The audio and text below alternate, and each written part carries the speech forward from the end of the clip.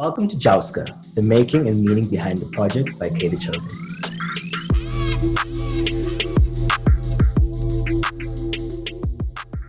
Crazy thing is that this is actually one of my first songs I wrote is KTheChosen.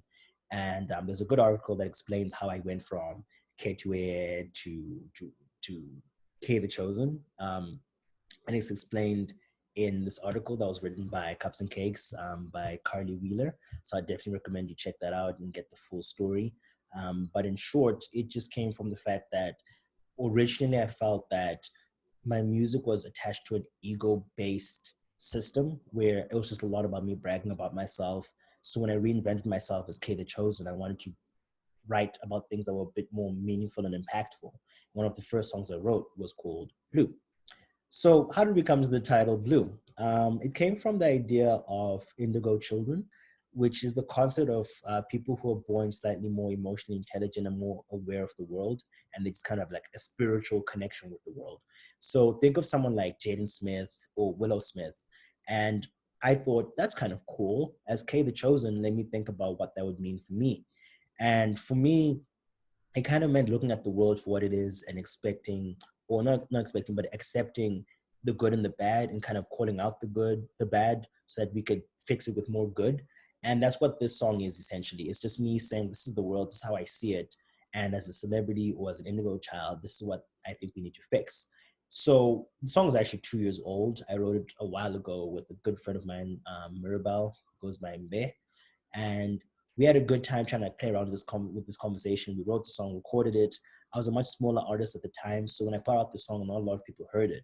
So it kind of just sat on SoundCloud for a couple of years.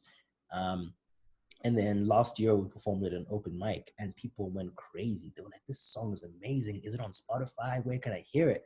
And I'm thinking, no. I should put it on Spotify, but I don't want to put it out now because clearly it's a good song. I'll save it and put it on a project, and that's how it ended up on this project. So it's actually the oldest song on the project, but it just fit so well in between Mama and Nomad's Tale because it really slows down the project. It gets us into a more thinking mood, and then it really goes into cool. As an artist or just as a person, how do you view the world and what do you think we can change?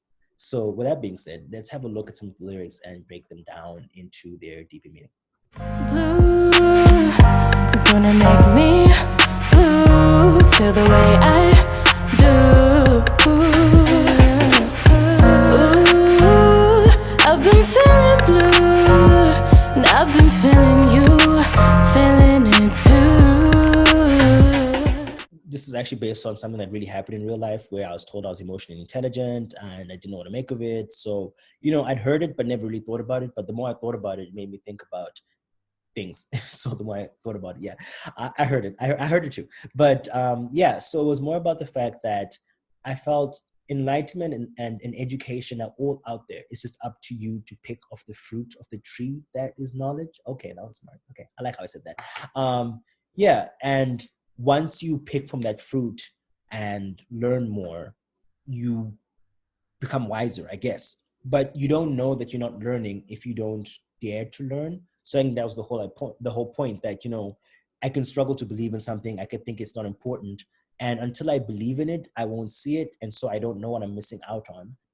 I really like where I explored this idea of having female leadership by saying, maybe there's hope in Olivia Pope that will cause a scandal, or maybe that's a sin, no church clothes unless it's true religion. You're rascal. That's the only way that you'll fit in. And I think it was important because Olivia Pope is a fictional character, right? And she's in a show called Scandal. But also the word Pope refers to the religious leader in the Catholic religion.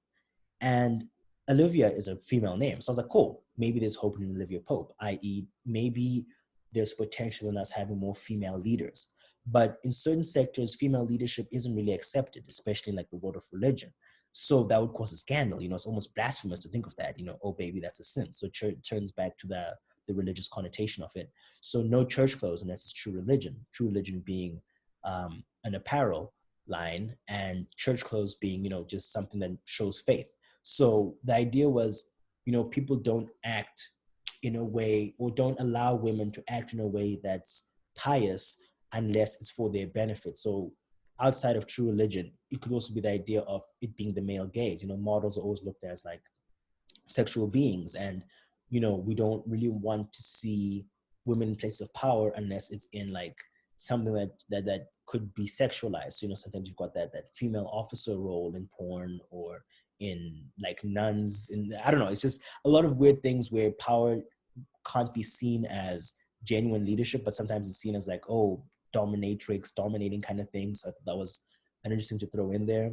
Um, and it's kind of carried on, so yeah, get that ass up, get the gram up, oh yeah, it's hella dope, chop it up and sell it, where we kind of get addicted to the sexualization of women instead of taking them seriously. But also the fact that we're so used to social media that we're addicted to it, like the chop it up and sell it, like just every Instagram post is a new drug. You're just trying to feed your fiends that are your followers.